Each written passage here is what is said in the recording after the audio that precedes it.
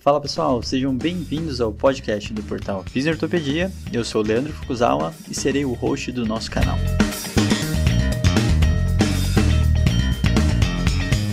Esse podcast tem como função ressignificar o papel do fisioterapeuta em tempos modernos.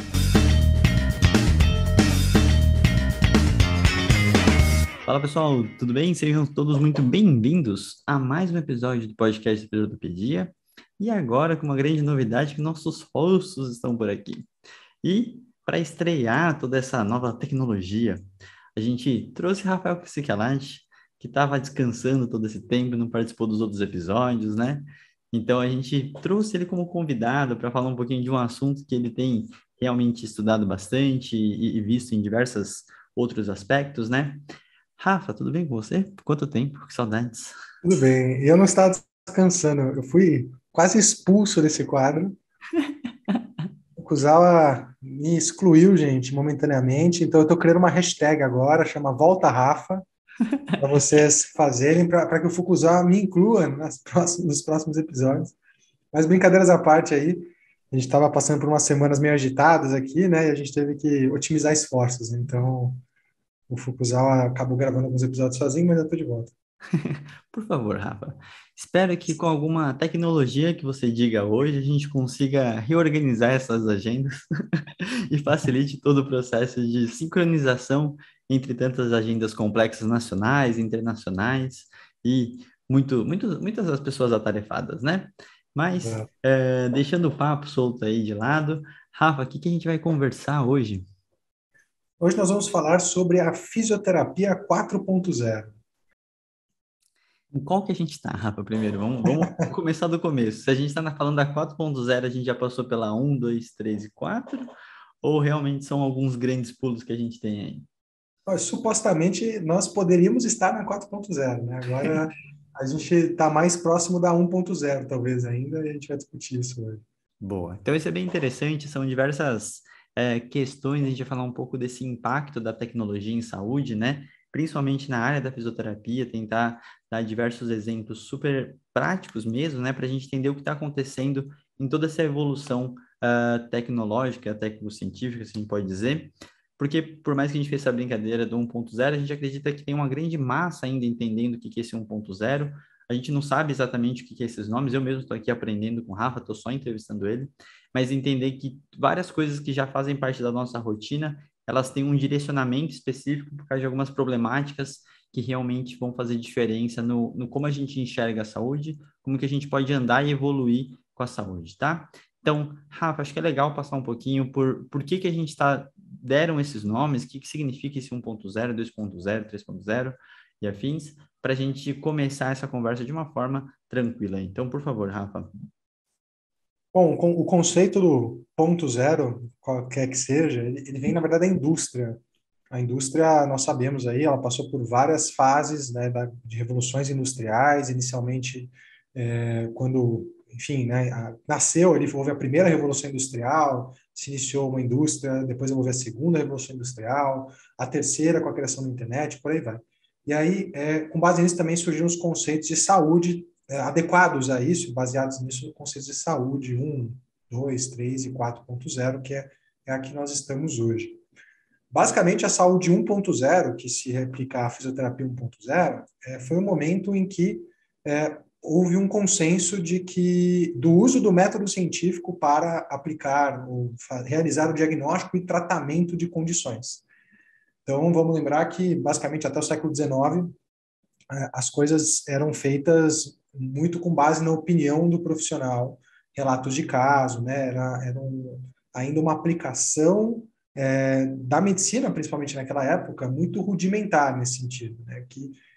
E normal, acho que fruto de um amadurecimento da profissão e da saúde como um todo, do método científico e por aí vai.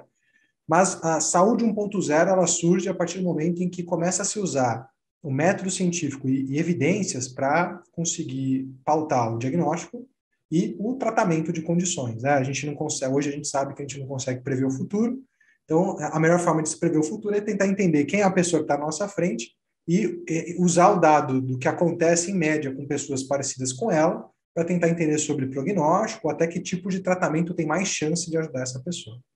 Bom, essa foi a saúde 1.0. Em dado momento, começou a se trazer, e a saúde é sempre assim, né? Ela sempre pega uma rebarba do desenvolvimento que acontece em outras áreas.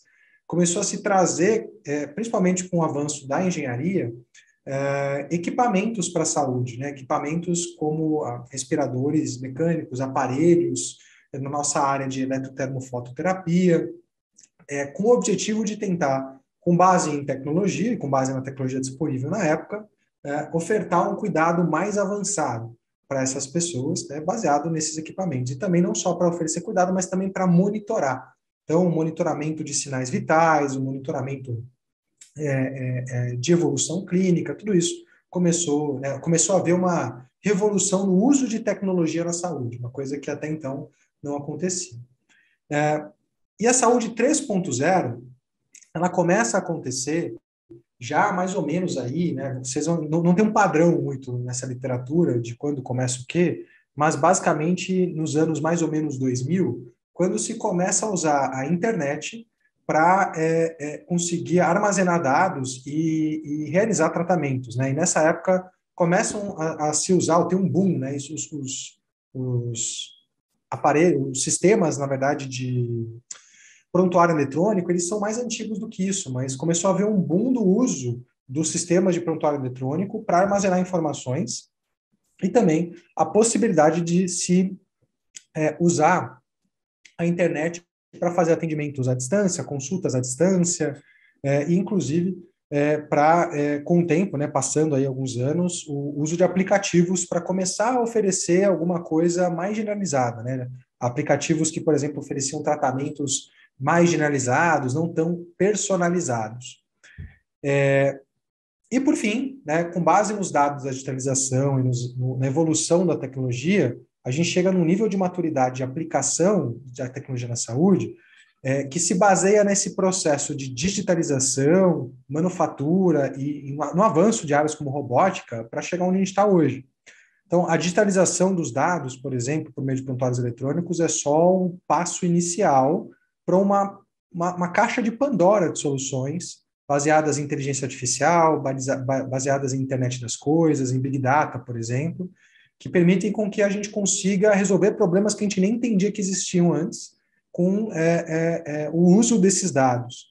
E também, né, o avanço, por exemplo, de outras áreas hoje permite com que sejam construídas coisas muito mais sob medida. Então, a saúde 4.0 é a saúde centrada no paciente. É a saúde que começa a individualizar o tratamento pela pessoa que está na nossa frente. Porque até então, o cuidado sempre foi oferecido com base populacional. Então, a gente sempre entendia o que na média funcionava para aquela pessoa, ou para pessoas como aquela pessoa, e oferecia o que na média funciona. Olhava para um paciente e entendia que, na média, pessoas como ele estavam em risco, e vacinava pessoas, por exemplo, que estavam em risco. Então, obesos têm maior risco de, por exemplo, morte por Covid, de forma que essa população tem que ser vacinada. Com a saúde 4.0, a gente consegue, na verdade, quebrar o conceito de risco populacional e começar a entender o risco individual. Será que a gente teria que vacinar uma população inteira de pessoas obesas? Ou será que a gente não poderia, por exemplo, identificar individualmente aqueles que têm maior probabilidade de evoluir com desfecho e ofertar o tratamento de forma mais personalizada? É isso que o Big Data, a inteligência artificial, nos permitem fazer, por exemplo.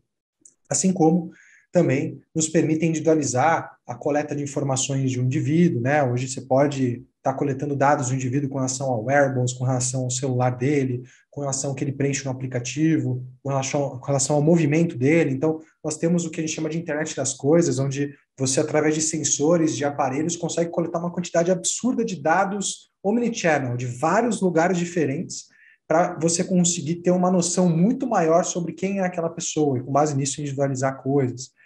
E nós chegamos até o nível hoje de se poder, por exemplo, com base em robótica, ainda internet das coisas, produzir próteses, por exemplo, personalizadas, que respondem ao peso daquele indivíduo, ao ambiente em que ele está, imprimir tecidos, né? Impressão de tecidos vivos é uma realidade hoje. Então, a saúde 4.0, ela parte da digitalização, principalmente, e do conhecimento atual de muitas novas tecnologias que nasceram em outras áreas e começaram a ser trazidas perto da saúde e que solucionam, de novo, problemas que a gente nunca tinha imaginado ou visto como problemas, né? Então, hoje, de novo, a saúde se encontra nisso e, portanto, a fisioterapia também se encontra na saúde, né, no 4.0. Daí vem o nome do episódio. Legal. E é bem interessante, né, Rafa? Eu gosto de escutar, assim, dessa forma que você contou, até nessa timeline, ela não deixa de ser algumas organizações do como que a gente tem de problemáticas que, às vezes, como você falou, a gente nem sabe que tem, usando a tecnologia para potencializar coisas da nossa rotina, que eu acho que é uma das coisas mais importantes. Mas eu imagino que o fisioterapeuta que esteja escutando isso, que não tenha tanta ligação com a tecnologia, se isso é uma coisa que você tem que, a gente precisa realmente aprofundar esse entendimento, ou se isso está acontecendo na nossa paralela, ao nosso redor, mas eu não preciso estar tão ligado nisso. Então, assim, como que você vê nessa questão até do próprio conhecimento, antes até de aprofundamento ou estudos específicos de aplicações práticas, o que que o fisioterapeuta precisa saber disso? Como que onde ele se encaixa nessa rotina? Tem um site que eu gosto muito, Foucault, e tem vários que fazem isso, né? Que fazem projeções do mercado no futuro. Tem um que eu gosto muito, que é o da Pearson, que chama The Future of Skills. Se vocês tiverem curiosidade, depois digitem The Future of Skills. A gente pode até deixar na descrição do episódio. E também, e olhem o que fala sobre a fisioterapia. No geral, qualquer site que vocês olharem sobre perspectivas futuras vão falar que profissões da saúde vão crescer ao longo do tempo e na próxima, não só na próxima década, mas até 2050 elas vão estar em franca expansão. O que é meio contraintuitivo com o fato de que a tecnologia provavelmente vai substituir muitas funções e tarefas que hoje são feitas por profissionais de saúde. Então, sempre rola essa inquietação, né, de se entender o quanto que a gente precisa olhar para isso e o quanto que a tecnologia vai substituir ou não a função de um profissional. Hoje eu acho que talvez o que vai acontecer, assim como hoje a gente, por mais que confie no taxista idoso que conhece a cidade com uma, né, de memória, a gente confia mais naquele que usa o Waze do que naquele que não usa. Eu acho que vai chegar um momento onde o profissional que não se apoia nas novas tecnologias vai substituir o profissional que se apoia, perdão, nas novas tecnologias vai substituir aquele que não se apoia. Porque, na verdade, as tecnologias permitem que a gente consiga resolver coisas que a gente não nem saberia ou nem consegue resolver hoje, ou nem concebe hoje que são resolvíveis ou que são problemas. E eu acho que o exemplo da radiologia é muito legal. Um médico radiologista, grande parte do trabalho dele não é só conhecer sobre os aparelhos e sobre o que tem por trás de cada exame, mas é fazer o laudo, por exemplo, que vem desses exames. Hoje, nós temos algoritmos de deep learning, com redes neurais convolucionais, por exemplo, que conseguem, na média, identificar achados em exames de imagem com maior sensibilidade e estabilidade do que o melhor radiologista, um pool de radiologistas. Então, a máquina já faz melhor hoje do que um radiologista. De forma que, no meu entender, o radiologista que não se apoiar nisso para trabalhar, provavelmente vai ser ultrapassado por aquele que se apoia. Então, hoje há uma realidade que muitos serviços de radiologia, na hora que o médico abre o exame para fazer o laudo, tem um algoritmo de machine learning em tempo real sinalizando a área que ele tem que prestar atenção e dando uma sugestão de diagnóstico. E é que é o ponto, né? Assim como o motorista que se baseia no Waze tende a ter um melhor desempenho dirigindo do que aquele que não se baseia, o profissional que se baseia na tecnologia também vai ter melhor desempenho, um desempenho mais estável, mais sensibilidade. E isso tem vários exemplos na medicina, desde cirurgia robótica, né? Hoje nós temos aí o Da Vinci, né? O robô cirurgião, que é um robô que, na média, eleva o nível da cirurgia. Ele tem uma inteligência artificial embutida que evita, por exemplo, instabilidade do corte. Então, ele compensa qualquer movimento ou tremor ou movimento brusco que possa acontecer, ele anula. E ele faz com que o cirurgião, na média, consiga fazer uma cirurgia muito melhor do que a média dos cirurgiões conseguem fazer. E o melhor, ele permite com que isso seja feito à distância. Pode ter um Da Vinci lá no meio da Amazônia, operando um paciente em uma cirurgia geral para um médico de um grande centro de qualquer capital. Isso é uma realidade hoje. E na nossa área também não é diferente. Assim, nós temos várias transformações digitais que estão acontecendo hoje que provavelmente vão revolucionar a forma que se oferece cuidado. Por exemplo, tem empresas hoje, como a Kaya Health é uma delas, que usa algoritmos de computer vision, visão computacional, que são algoritmos que usam o dado do vídeo em tempo real, analisando frame a frame o vídeo, para conseguir fazer uma análise do movimento dos pacientes. E a Kaya Health, por exemplo, ela é um algoritmo que não só acompanha e fala os exercícios que o paciente tem que fazer, como acompanha ele fazendo por vídeo em tempo real, corrige movimentos e conta repetições. O que já coloca, na verdade, talvez uma parte considerável do que um físio pode, às vezes, fazer numa sessão automatizado. Né? Então, ele está lá falando sobre desvios do movimento que foi dito ali como ideal para ser feito, ele está lá contando repetição, ele está lá dando orientações, incentivando o paciente. E tem pesquisas mostrando que o paciente fazer o exercício com a Kaya Health ou com qualquer sistema de suporte é melhor do que fazer sozinho, em termos de adesão, em termos de resultado. Então, isso já está sendo trazido para a nossa área, como para a psicologia também. Tem robôs que hoje atendem pessoas com base em pergunta socrática, pergunta aberta, e eles ainda conseguem levantar ambivalência e detectar emoção. Então, a gente está num nível muito próximo da tecnologia conseguir oferecer algo parecido com o que é oferecido por muitos profissionais. Mas a gente pode encarar diferente também. Por exemplo, quantos de nós não tem que tomar decisões sobre o futuro do paciente e a gente não tem nenhuma base para fazer isso? Quantas sessões o paciente vai precisar? Será que esse paciente deve ou não operar? Será que esse paciente tem um prognóstico ruim, especificamente? Qual será que é a melhor intervenção para esse indivíduo? A gente toma decisões com base na população, enquanto talvez hoje a gente poderia estar tomando decisões com base no indivíduo. Com o apoio de algoritmos, de machine learning, por exemplo, baseando no que é coletado no prontuário eletrônico do paciente, o algoritmo poderia nos sugerir uma estimativa de sessões para alta com um intervalo de confiança ainda, para você poder oferecer ou fechar um pacote sob medida para o seu paciente. Poderia estimar prognóstico. Então, como é que será que esse paciente vai estar dali a um ano com relação a dor e função? Isso é muito fácil de fazer, né? Só precisa de dados. E o pior, você pode falar, nossa, mas aí a gente vai ficar preso, então, à tela do prontuário digitando? Hoje tem algoritmos de transcrição que conseguem, de forma muito objetiva, captar o que nós falamos e transcrever, separando, inclusive, as pessoas que estão na sala. Com base no que ele transcreve, ele consegue organizar a fala numa história coesa, identificar o que é emoção na fala da pessoa, o que é sintoma, o que é tratamento, o que é história familiar, e consegue sinalizar isso de cores diferentes para o profissional, inclusive, e mostrar, no final das contas, que tipo de conotação tem aquela fala.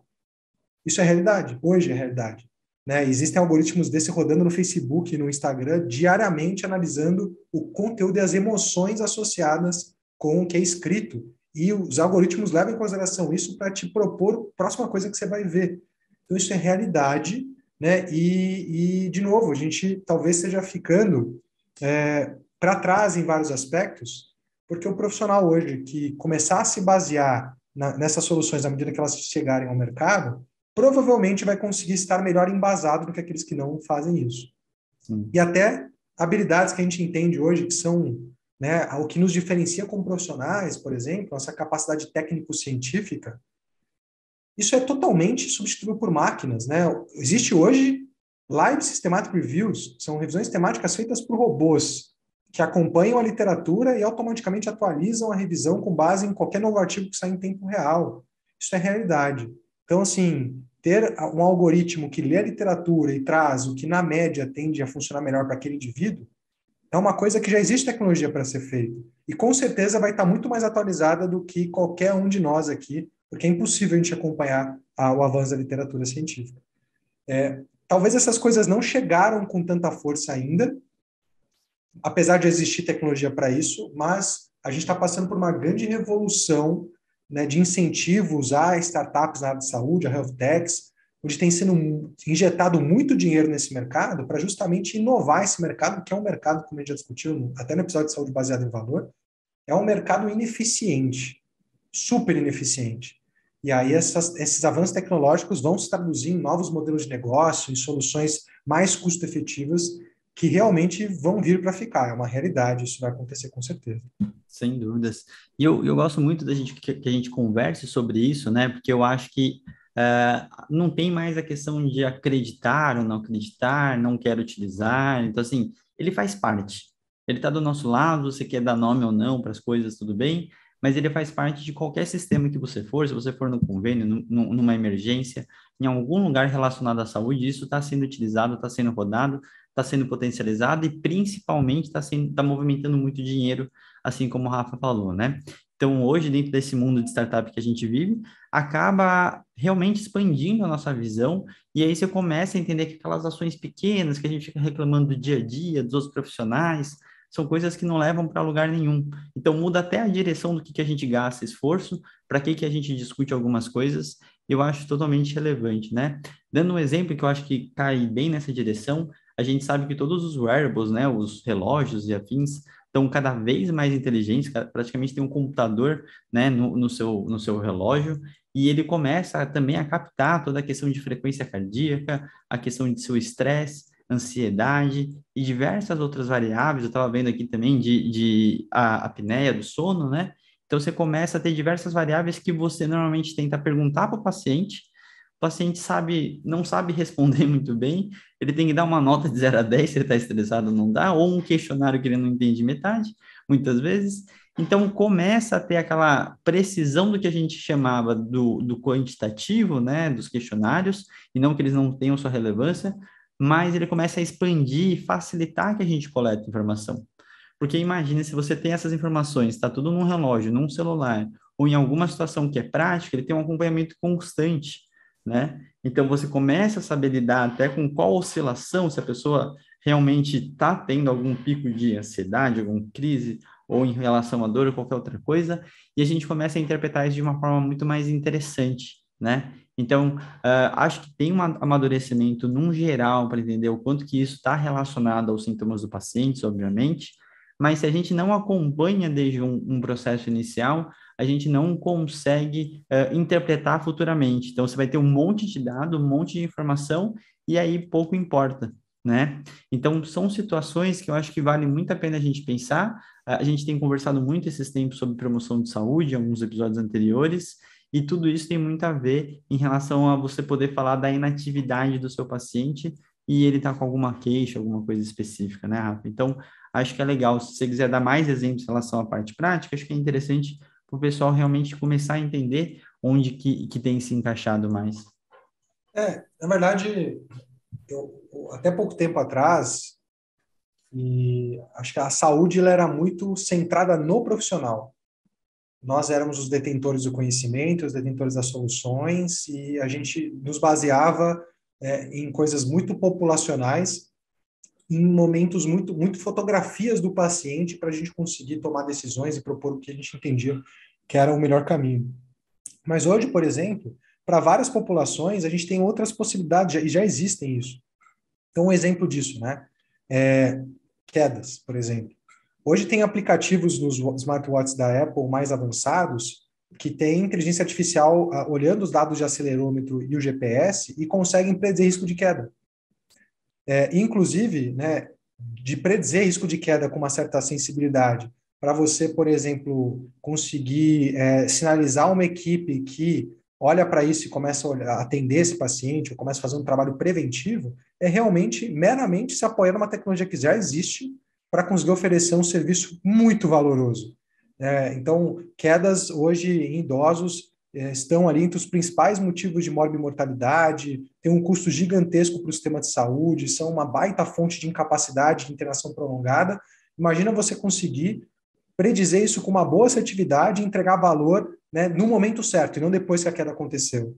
Então, percebam que é um serviço que é centrado não no profissional, mas centrado no paciente, no que ele precisa naquele momento. A gente tem outros exemplos, né, de aplicações importantes. Então, o robô Laura é um case muito legal, que nasceu para predizer deterioração clínica em ambiente hospitalar. Então, era um robô que lia de forma constante todos os dados estruturados e não estruturados que estavam disponíveis no prontuário do paciente, dentro de exames de imagem, nas evoluções, né, escritas por profissionais. Ele fica monitorando isso e, com base no Big Data, ele conseguia predizer aquelas pessoas que tinham um risco elevado de deterioração clínica nas próximas horas. E chegou um nível que o Laura hoje, inclusive, ele consegue detectar com uma boa probabilidade, né, com uma boa área debaixo da curva, então uma boa relação de sensibilidade e especificidade. Deterioração clínica, 7, 8 horas antes de qualquer sinal visível estar disponível para a equipe, por exemplo, que está cuidando daquele paciente. E tem dados mostrando que quando o robô Laura sinaliza a equipe, abre ele mesmo os protocolos, por exemplo, anti-sepsia ou de deterioração clínica, que isso leva a uma redução importante no número de mortes nesses pacientes.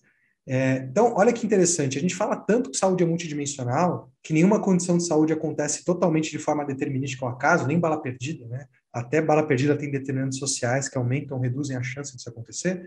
E a gente fala tanto disso, e na verdade ainda navega nessa complexidade de uma forma muito rudimentar, quando existe tecnologia que foi feita, como, por exemplo, inteligência artificial, para achar padrões complexos nos dados e conseguir encontrar predições mais acuradas para aquele indivíduo. Então, existem soluções para isso. Isso vai chegar na nossa área, né? Porque o que diferencia um fisioterapeuta? Nossa capacidade de coletar informações? O que diferencia um chatbot bem treinado de um fisioterapeuta? Um chatbot bem treinado hoje consegue coletar, se ele for bem treinado, ele consegue coletar todas as informações que ele precisa para poder predizer. Mas não, é a criatividade na prescrição de exercícios. Tá, e se você der um banco com 10 mil exercícios para um sistema, e com base no que os fatores que o sistema identifica que estão associados com o paciente, ele tentar otimizar os exercícios que têm mais relação com a queixa daquele paciente, prescrever esses exercícios para ele e ainda acompanhar com o chatbot se o paciente está fazendo. E se ainda ele pudesse dar suporte com o computer vision, o quanto o fisioterapeuta ainda seria necessário nesse processo? Então, para praticamente tudo que a gente entende que é uma função do fisioterapeuta técnica, com certeza, se não na próxima década, se não existe hoje, na próxima década vai existir uma solução tecnológica que consegue fazer tão bem quanto a gente ou melhor. E aí eu acho que esse que é o ponto, né? Qual que é o cerne da saúde 4.0, além de ela ser centrada no paciente? Uhum. É o fato do profissional, do papel do profissional ser, na verdade,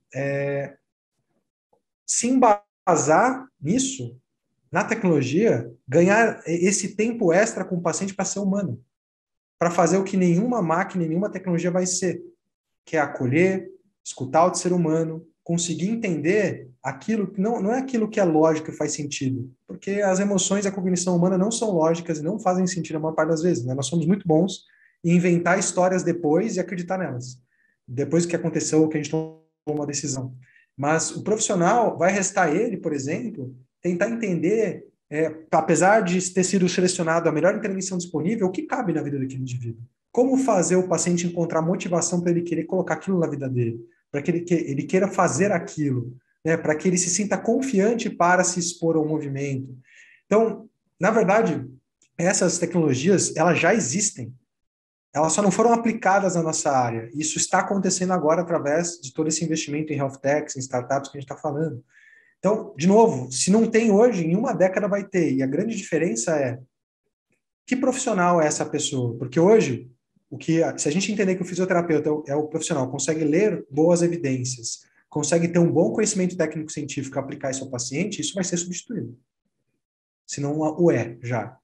Agora, se a gente entender que o bom profissional de saúde é aquele que tem soft skills, consegue acolher o ser humano e consegue se apoiar na melhor evidência disponível e nas melhores predições e informações disponíveis para adequar um tratamento ao que cabe na vida da pessoa e para fazer com que a pessoa se motive e entenda que na nossa área, muitas delas têm doenças crônicas não transmissíveis, ou seja, assim como a gente trata um diabetes ou uma hipertensão, a gente não trata um pico pressórico ou um pico glicêmico. A gente muda a vida dessa pessoa. Essa pessoa tem que assumir o controle da doença dela. Esse é o nosso papel com esses pacientes, né? E não oferecer aquilo que hoje nós já sabemos que vai ser substituído em breve por tecnologia. Eu acho que essa talvez seja o principal chamado, a principal consequência que a saúde 4.0 deixa para a gente aí.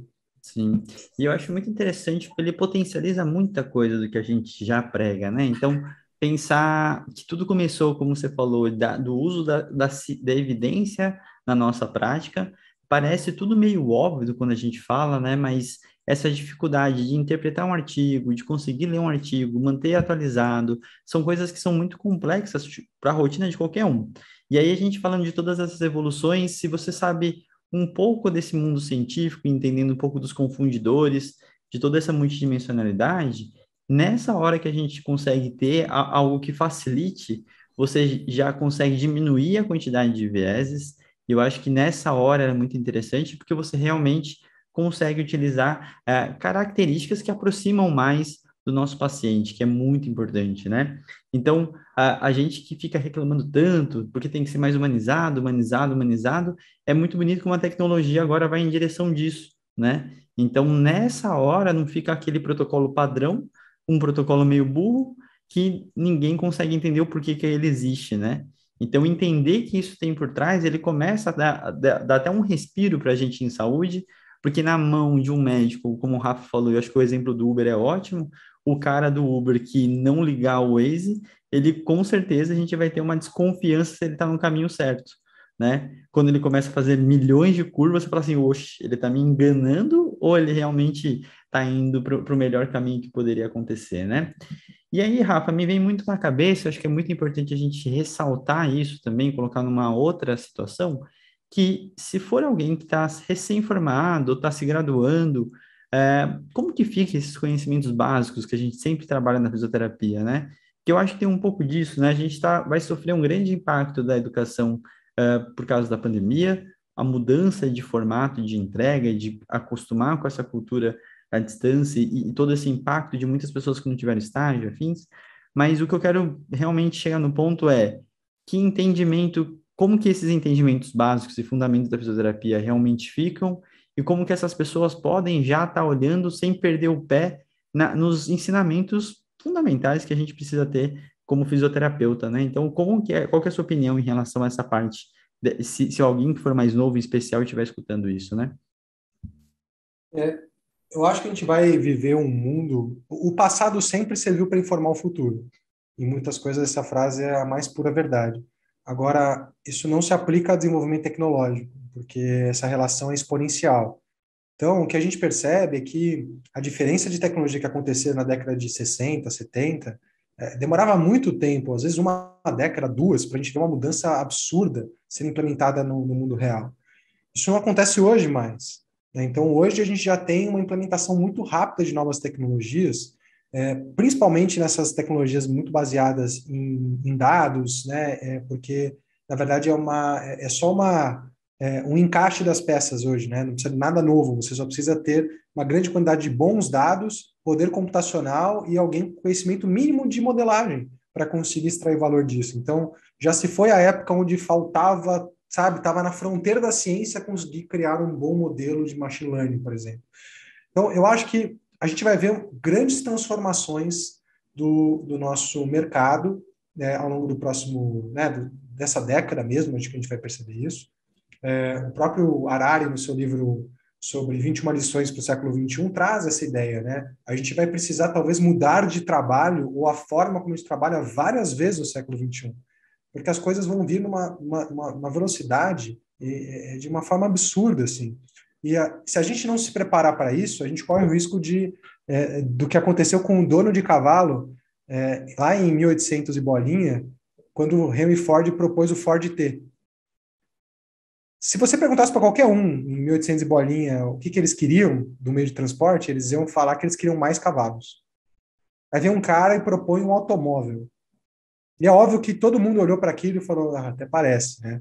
Gente, as cidades são feitas hoje, moldadas pelo automóvel, moldadas para que o meio de transporte seja o carro. 110 anos depois, o mundo mudou com base numa tecnologia que na época ninguém entendeu que ia ser tão disruptiva. A gente tem dois tipos de inovação. A incremental, onde a gente vai vendo as coisas acontecendo de forma gradual, né, e sendo trazidas aí para o nosso dia a dia, e a disruptiva. A disruptiva é essa transformação que quebra paradigmas.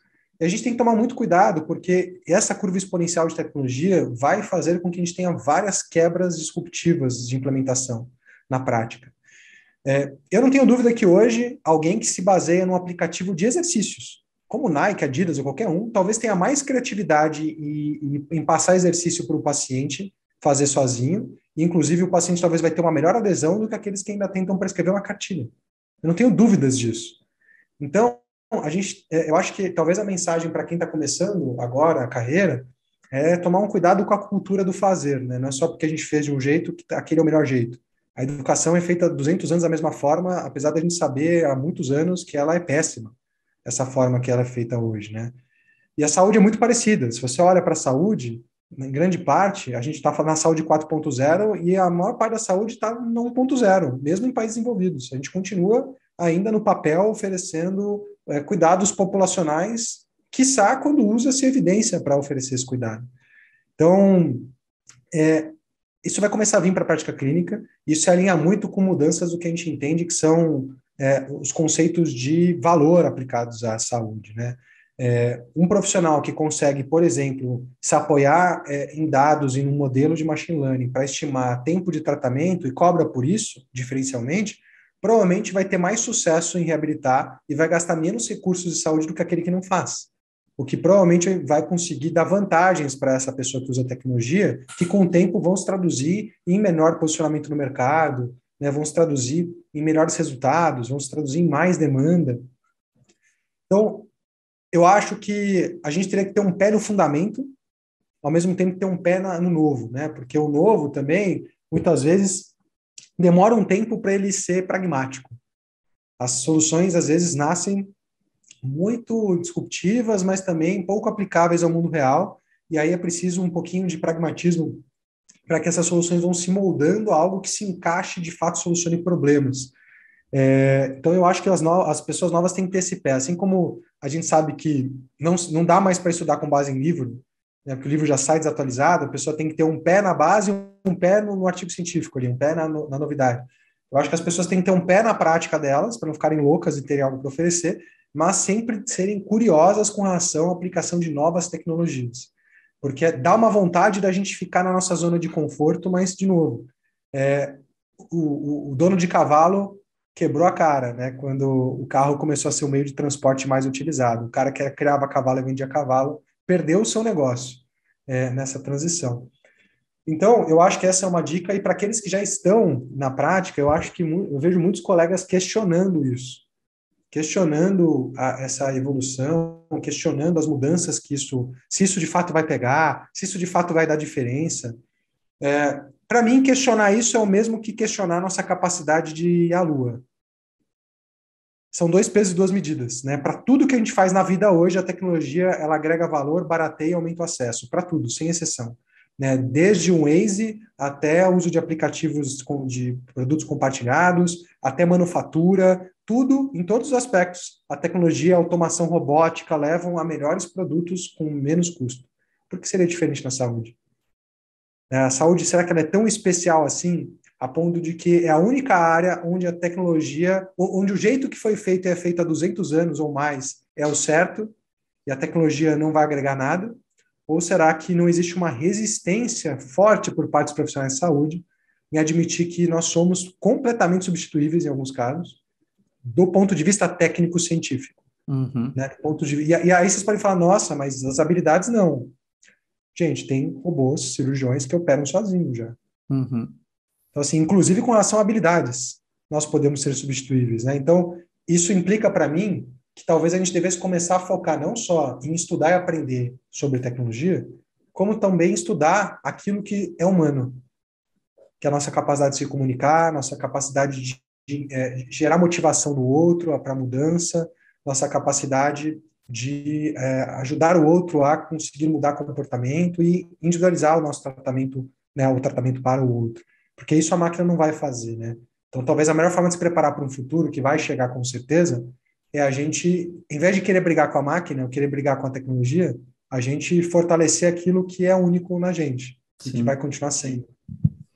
E eu acho bem interessante o raciocínio, né, Rafa? Porque quando a gente tem alguma negação em relação a esses entendimentos que já estão muito evoluídos em diversos aspectos, ele é uma negação de você realmente oferecer o melhor para o nosso paciente.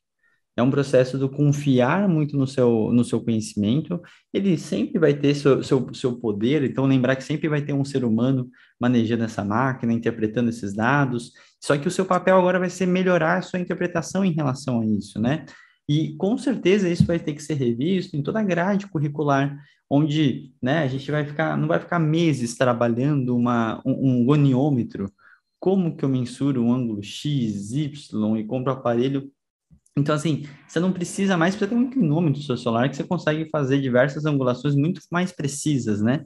Então, entender isso e como que isso vai mexer na nossa parte de grade curricular e nossa prática clínica, ele é mais do que essencial para a gente conseguir evoluir.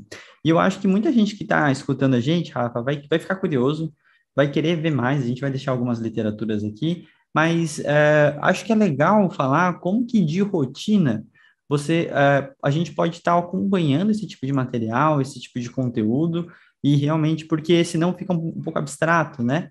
Então, acho que é legal você falar um pouco de como você tem estudado essa parte, eu acho que isso tem a ver com a nossa rotina hoje de startup, mas numa questão de rotina e estar lendo coisas sobre, tem alguma fonte específica, como é que se tem evidência científica, como é que tem essa parte na PubMed, acho que é legal atualizar um pouquinho a galera em relação a isso também. É, ao meio da pesquisa, e na verdade o mercado privado, as startups hoje, elas estão criando uma terceira via, né? Talvez uma quarta via, porque eu entendo, e acho que na minha época, na sua época também, talvez na época de muitos aqui que nos escutam, o bom clínico era o AAA, era o clínico que atendia, dava aula e pesquisava, né, em algum nível. E aí o cara que era só da pesquisa e da docência, ele estava preso à universidade. Hoje existe uma via secundária a isso. O mercado hoje, esse mercado de inovação, ele está ávido por pesquisadores, ele está ávido por gente que entende de estatística, de epidemiologia, gente que entende de dados, gente que entende de pensamento científico. E esse mercado, na verdade, assim como um congresso é o lugar que você vai para entender o que vai acontecer nos próximos 2 anos em termos de publicação, acompanhar esse mercado de inovação e startup é o que você entende que vai começar a sair, vão ser as tendências que vão sair, começar a aparecer em pesquisa também daqui a algum tempo. Então, talvez a melhor forma de você saber o que está acontecendo é acompanhar os ecossistemas de inovação, principalmente os relacionados à saúde, né, os meios de divulgação que falam sobre isso. Porque é dali que surge, ali que estão os grupos de pesquisa, por assim dizer, que vão começar a trazer essa inovação para o mundo real. Eu entendo hoje empreendedorismo, nesse meio nosso, como uma grande ciência de implementação, onde você entende problemas que não estavam sendo bem endereçados pelo fluxo convencional e traz métodos diferentes, modelos novos de negócio, principalmente com tecnologia, é o princípio das startups, para você conseguir otimizar recurso e resolver o problema. Então, eu acho que estar perto desse meio é importante. A ponto de talvez nossas instituições e eventos talvez fosse interessante que elas estivessem bebendo dessa água, né? Então, nos nossos grandes congressos, talvez fosse legal se tivessem focus de simpósios e também tivessem verticais que falam disso, porque, de novo, isso é uma realidade. Uma vez que isso começa a ser pesquisado e tentado e implementado no mundo real, as pesquisas começam a aparecer. E no mercado, o fluxo inverte muito. No geral, né, as empresas vão primeiro tentar entender se é um modelo viável de negócio e depois elas vão começar a produzir pesquisa. Mas tem grupos de pesquisa que estão produzindo pesquisa e fazendo o fluxo oposto. Nos Estados Unidos, 87% das patentes vêm de faculdades e universidades, de grupos de pesquisa. Então, quase todo produto científico de uma universidade americana gera uma patente e gera um produto que pode virar uma inovação tecnológica no mercado. Aqui no Brasil, a situação é muito diferente disso, não tem tanto esse incentivo. Mas a literatura começa a trazer várias coisas legais. Então, nós temos hoje uma literatura muito forte em todas essas áreas, de robótica, impressão 3D, do uso de wearables, né? Inclusive, eu vi uma revisão muito legal sistemática na British Journal of Sports Medicine recentemente, mostrando que, por exemplo, wearables são uma medida eficaz para aumentar o nível de atividade física das pessoas. Então, meramente o uso de wearables e a gamificação com relação a eles são uma medida eficaz para aumento e manutenção de atividade física. Então, assim, já tem muita evidência e algumas de qualidade boa, mostrando muito da aplicação dessas ferramentas e opções. Outras ainda estão num nível onde a qualidade de evidência ainda precisa melhorar. Por exemplo, sistemas de apoio à tomada de decisão com inteligência artificial ainda tem uma qualidade de evidência baixa, porque é muito complexo você tomar decisões clínicas. É muito mais fácil predizer e encontrar, por exemplo, uma patologia, encontrar uma alteração no exame, isso é mais fácil. Agora, tomar decisões complexas com base em muitas informações em pessoas diferentes é algo mais difícil. Mas as pesquisas estão avançando nessa área, então a gente talvez veja ao longo do próximo tempo, dos próximos anos, resultados interessantes. E tem outras áreas que estão em nível de pesquisa e desenvolvimento. Então, hoje, por exemplo, bioimpressão de tecidos vivos é uma realidade em termos de pesquisa. Se imprime órgão já, tem o coração de Israel, né, que é um coração impresso com uma impressora 3D com células reais, humanas. Só que o uso disso na prática clínica ainda está longe de acontecer. Tem muita pesquisa para ser feita, muita aprovação, né, em termos de Anvisa, FDA, para acontecer, para que isso venha à realidade.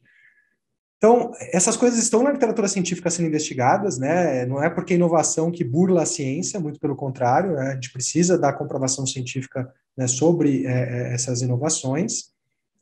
Mas, para você ficar sabendo de muito o que está acontecendo, realmente é preciso se aproximar do ecossistema de inovação, ou é preciso que as grandes instituições que hoje traçam os principais congressos e eventos, né, da nossa área comecem a também olhar para isso. O que está acontecendo, né? Eu mesmo vou dar uma palestra no Congresso Nacional da Abrafito sobre esse tema, por exemplo, fisioterapia 4.0 e todo o processo, os impactos disso. Então, eu acho que isso está acontecendo aos poucos, mas vai exigir uma proatividade em ficar atento, porque as coisas realmente vão começar a acontecer rápido nesse aspecto. Sim, e é bem interessante, acho que é bom alertar, né? A gente que está vivendo isso mais ou menos um ano, 2 anos, aí, de forma muito intensa, com certeza a evolução e o nosso entendimento e maturidade teve que acompanhar tudo isso, né? Porque gera muita ansiedade você ver tanta coisa nova, tanta solução e entender qual que você abraça, né? Então, existe toda uma maturidade de você ver, e eu particularmente acho fácil acompanhar pelos podcasts, por exemplo, onde você tem vários podcasts sobre startups ou sobre o funcionamento e atualizações de tudo isso. Então, acaba sendo meio gostoso até de acompanhar, porque você está vendo pessoas comentando, pessoas experientes que colocaram em prática, e realmente o processo de validação em diversos ecossistemas, eles me ficaram, fiquei muito contente em ver, porque eles me satisfizeram em relação até científica, né? Não é aquela propaganda do tênis, né? Estudos relataram ou validaram, né? Aquela coisa meio vaga e abstrata, e eu acho que é um chamado do que a gente está falando também para pesquisadores, entender o que a gente está fazendo de pesquisa, como que aquela coleta ainda está sendo feita num papel, como que você está interpretando aqueles dados, porque não dá mais para ficar fazendo uma coisa muito rústica em todo esse processo, né? Eu acho que tem muita coisa avançando, obviamente tem uma questão de acessibilidade que a gente precisa aí saber lidar em algumas situações, mas principalmente acho que o raciocínio científico, independente do seu nível de educação, de mestrado, doutorado e afins, o raciocínio científico ele te ajuda a balizar um pouquinho e saber onde você se assegura em algumas informações mais confiáveis ou não, né, Rafa? Então, eu acho que tudo isso vale muito a pena e o chamado do Rafa é bem interessante para que isso esteja na nossa rotina, na nossa conversa. Com certeza aqui do lado do Grupo Superador, a gente está de olho, graças ao Rafa, isso de forma tão intensa, e vocês vão acompanhar muito dessa evolução e a nossa tentativa também de implementar isso para uma massa da fisioterapia, que todo mundo se beneficie com isso, né? Eu acho que é legal, assim, uma coisa que mais me chama hoje na inovação no geral, e na área que eu estudo hoje, né, eu estou muito hoje vinculado à pesquisa com inteligência artificial para a nossa área de dor e dor musculoesquelética, é o quão pragmática é essa área. Uhum. É uma área que responde problemas do mundo real, que tenta ajudar a tomar, assim, e não que o conhecimento pelo conhecimento não seja importante. Eu vim da área de mecanismo, a área que você estuda o conhecimento para saber mais sobre as coisas, para a gente poder entender melhor as coisas, né? Uhum. Mas hoje eu vejo com outros olhos essa área, por exemplo, de machine learning ou predição, que são áreas que surgiram para que a gente possa resolver aquelas dores reais nossas, né? Então o paciente está lá na nossa frente. E aí, opera ou não opera? A gente tem que continuar com a físio ou ele tem que fazer cirurgia? É uma decisão impossível, é uma decisão que vai ser tomada completamente com base em feeling, emoção, mas hoje não precisa ser mais. Poderia ter um algoritmo de machine learning predizendo para aquele indivíduo qual é a probabilidade dele se beneficiar da cirurgia ou não, e com base nisso você tomar uma melhor decisão. Então, isso eu acho muito legal, né? O quão pragmáticas essas áreas são na prática, quanto essa inovação toda de usar tecnologia para a saúde, vem, na verdade, não só porque é legal, porque é novo, porque é interessante o novo e é disruptivo, mas porque o nosso sistema de saúde é muito ineficiente. E a gente precisa de soluções melhores na forma de modelos de negócio e de tecnologias novas para resolver problemas que hoje a gente entende que são problemas ou aqueles problemas que a gente nunca conseguiu resolver, né? E hoje a gente tem como resolver. Então isso encanta de fato. E de novo, assim como no saúde baseada em valor, a gente deixou essa mensagem final. Eu acho que é legal entender a realidade de cada um, entender que um tomador de decisão, às vezes, vai ter uma forma de olhar para essa inovação e aplicar isso na prática, alguém num consultório vai ter outra, um pesquisador vai ter outra. Não é uma mensagem para todo mundo agora sair caçando coisa e implementando no mundo real, mas entendendo que nós estamos num caminho sem volta e que é muito provável que a gente enfrente nos próximos anos essa discussão. O profissional que usa a tecnologia provavelmente vai substituir aquele que não usa em muitos aspectos, né? Eu acho que a gente tem que se preparar para coisas inevitáveis, já que elas são, por definição, inevitáveis. Total. E também não vai ser um pacote de serviço que você vai contratar e simplesmente vai sair utilizando, né? Eu acho que essa mensagem do Rafa é muito importante dessa individualização e entender a real necessidade para ver se cabe ao teu público, se cabe ao teu modelo de negócio, sabe, às tuas necessidades, porque a ideia dentro disso realmente não é um one size fits all, né? Não é tipo tudo para uma coisa só, né? Então a gente precisa entender que essa particularidade, até para saber o que é melhor para o seu serviço, é entender todas as variedades, porque senão você acaba caindo em algumas lábias muito fácil, assim, né? Então, todo vendedor como vendedor tem seu desfecho, que é fazer você comprar o produto dele. Se você não souber a sua necessidade, como que você pode potencializar o seu serviço, você cai muito facilmente em qualquer bom discurso, qualquer boa história, né? Mas sensacional, Rafa. Você não ficou fora à toa, você estava atualizando todos esses Estava conhecimentos. refletindo sobre a tecnologia, né? É isso. Exatamente. Mas muito bom, Rafa. Bem-vindo de volta. A gente vai melhorar esse negócio de agenda aí, para você estar sempre presente. Agora que tem rosto, né? Agora vocês estão vendo a gente aqui falando, conversando.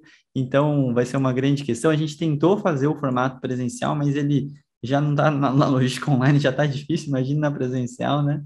Então, vamos mantendo nesse padrão aqui, tá bom? Rafa, alguma mensagem final? Bom, eu acho que, só reiterando as suas próprias palavras, né, a gente assume também a nossa responsabilidade. O movimento da gente fazer a transformação do fisioortopedia no grupo superador foi muito alinhado a isso. A ideia de que a gente entendeu que nosso papel não era só mais prover educação e democratizar o acesso à educação e a boas informações, né? Que é uma baita de uma missão que ainda está no nosso coração aqui, não é que ela Uhum. é menor ou maior do que essa que a gente está assumindo hoje. Mas a gente entendeu que a gente podia se posicionar diferente na interface entre o ensino e o atendimento, tentando trazer não só a democratização do acesso à informação, mas também tentando trazer soluções tecnológicas para a nossa realidade, para que a gente possa resolver e ajudar vocês, clínicos, que estiveram ali com a gente, dentro da nossa comunidade, a aplicar e resolver problemas complexos com tecnologia. Então, a gente também pretende ir trazendo muito disso aí para quem é membro do Fisiortopedia, da nossa comunidade, através de várias coisas que vão vir ao longo desse ano, principalmente. E, bom, enfim, né, eu acho que esse é o nosso novo call to action, esse é o nosso novo propósito, né? Não é só tentar dar acesso à educação de qualidade, democratizar isso, mas também democratizar o acesso e trazer tecnologia para a nossa área, que é uma coisa que precisa de esforço ativo para acontecer, né? Não vai cair no céu. Com certeza. E eu acho mais importante falar também que, mais do que a gente ficar procurando qual que é a melhor técnica, tudo isso que a gente conversou, a questão da efetividade, ela aumenta muito mais, né? Então, a gente tem a questão de toda hora falando de custo-efetividade, de realmente uma boa aplicabilidade, e melhor do que você ficar procurando no paper se aquela intervenção é mais eficaz do que aquela outra, você entende que isso não muda a prática, e isso que a gente está falando realmente potencializa e massifica, potencializando seus resultados, né? Então, eu acho isso bem relevante. Então, estamos aqui de olho em todo esse processo, acompanhando como a gente pode tudo isso e principalmente tentando aplicar e massificar toda essa informação. Por hoje é só, então, pessoal. Rafael, muito obrigado pela sua presença ilustre. E também Prazer é meu. falar que a gente está entrando no mês de maio. No mês de maio, a gente vai ter congresso do Fisiortopedia novamente e a gente também terá a abertura das novas turmas de especialização em dor, a turma 2, e também a turma 4 da ortopedia e traumatologia também abrirá em maio e a gente começa as turmas em finalzinho de julho e começo de agosto, tá bom? Então, gente, já fiquem espertos. Eu vou deixar aqui embaixo o link para você já fazer essa lista de espera, pré-matrícula, porque vai ter algumas vantagens para quem estiver nela. Já estou mandando mensagem para uma galera aí toda. Então, estamos aqui à disposição. Até o próximo episódio. Valeu!